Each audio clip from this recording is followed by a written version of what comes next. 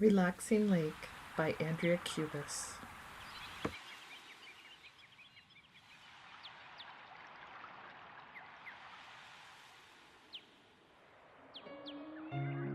This was one of my crazy ideas. I had seen another artist create these amazing pictures, all using dots, right? And she used a daughter. Like anyone who's ever done their nails, you know exactly what I'm talking about. It looks like a little ball at the end. There's different sizes, and she created these gorgeous, gorgeous pictures. And I thought, I can do that. I can paint with dots. And so I started. First, if you look really close, you'll see there's a bit of an outline on there. I used soluble graphite. That way it can wash away when I'm all done. And I just started doing patterns. Right now, you'll see I'm working on the bright side of the mountain range. My thought was start on the side that the sun would be hitting.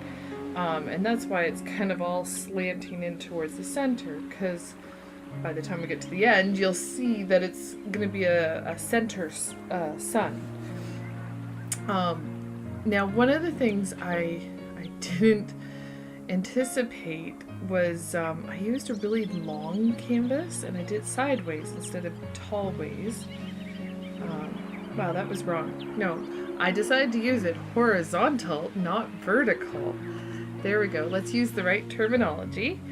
And as a result, I had a hard time getting my camera to be able to get the whole view of the painting without you getting to see my dog walking by as I was painting, or my husband and my son and everything else, or my dirty laundry, heaven forbid. So I'm not sure how many more long paintings I would do unless I had a better setup, maybe. So back to the dots.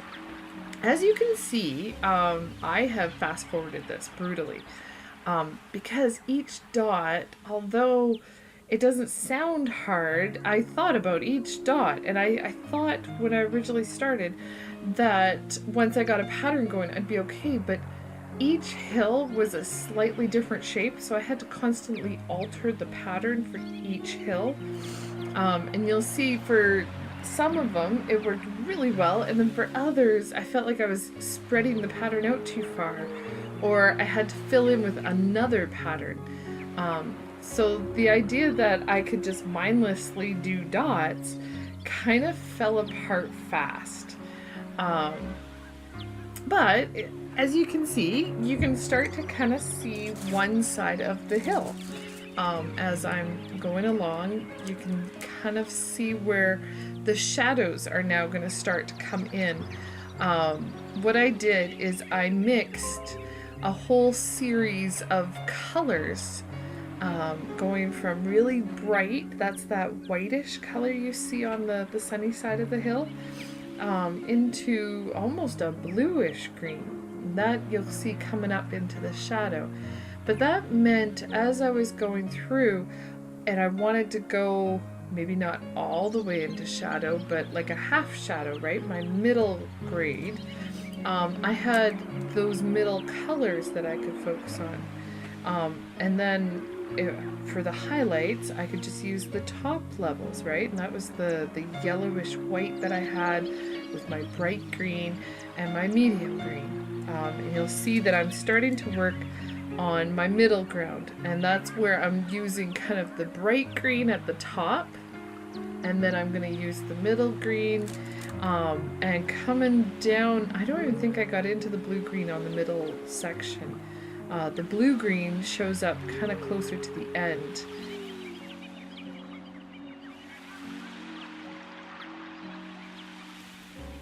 So if you look here, the mountains are done.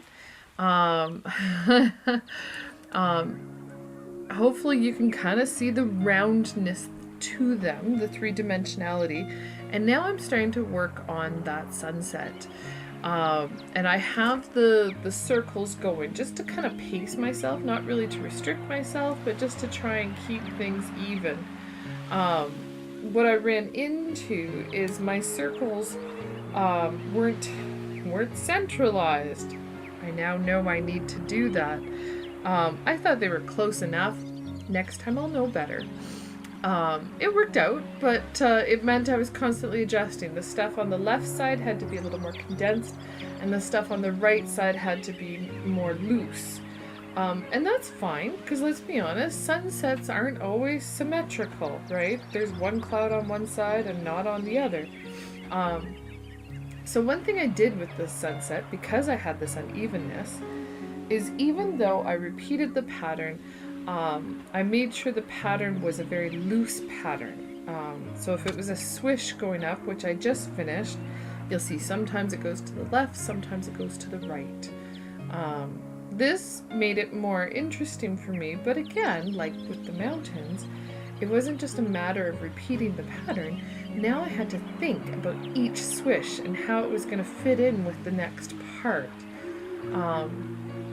For the sunset, I started in the center with a yellow-white, and then I opened it up into more of a yellow into the orange, and then that opened up into kind of that orange-red that you'll see I'm working on right now, is kind of getting into the red zone with just splashes of yellow. Now within that yellow, I also added little specks of gold to just kind of try and catch the eye. Hopefully I'm not sure if you can see it in the video, but definitely when you look at the painting, there's just kind of that little shimmer up in the sky.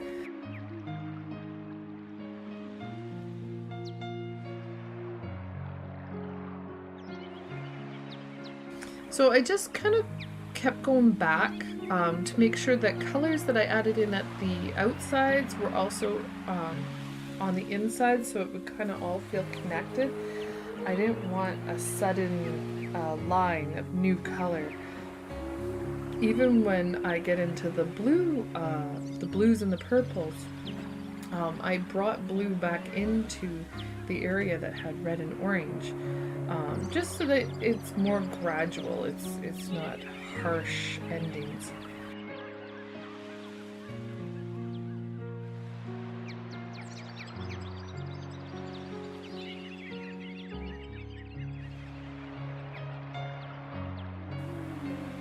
Now, I know at the end of this video, unfortunately, I missed all the water, and that was actually very much my fault. I got tired of the painting, and some painters will tell you this, especially if they've hit a technique that maybe was a little more overwhelming than I expected, that's for sure. So by the time I got to the water, I kind of got into I just want to get it done. Because I was determined to not lose, I guess is the way to say it. I needed to conquer this painting to be able to say I can do it. But unfortunately, you'll see I skip ahead. You miss the blue swirl being put in. I also am still learning how to use my technology, so that's a huge part of it. To do the water, just so when you see it, what I kind of tried to do is consider the sun, right, the light of my picture, where it was going and how it would hit the water. So I did the highlights first, and then I came in with the shadow of the water to try and show kind of a shimmer on that water.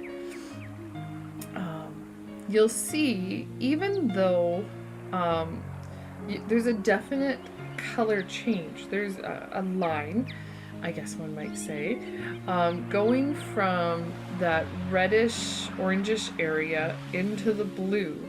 You'll still see red crosses over into blue and down into the red, kind of where those little peaks of orange happen. You'll see there's little speckles of blue to make sure there's an exchange between those layers. Also, the reason why that one arch is shining through so nicely is I put gold in there. It's actually golden red, not orange and red, and that's why that pops so well. Well, I hope you enjoyed the video. I'm not sure if I'll ever do a dot picture again, but I'm glad I did this one.